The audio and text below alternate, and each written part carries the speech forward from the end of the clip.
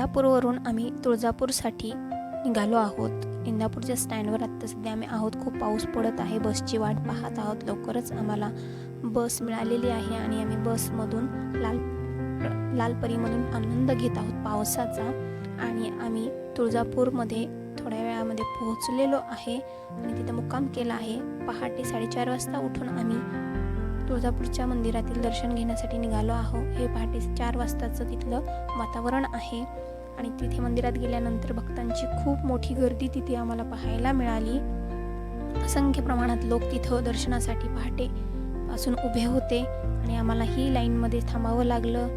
आम्ही 4:30ला आत गेल्यानंतर आमचं दर्शन 6-6:30 पर्यंत झालं आणि आम्ही मंदिराच्या बाहेर आल्यानंतर थोडीफार तिथे खरेदी वगैरे केली आणि मंदिर खूप छान प्रकारे त्याची सजावट झालेली होती, त्यामुळे त्याचाही एक फोटो घेतला आणि बाकी आम्ही आमची फॅमिली फोटो काढत राहिलो। अशा प्रकारे आमचं हे तुळजापूरचं दर्शन खूप छान मस्त झालेलं आहे।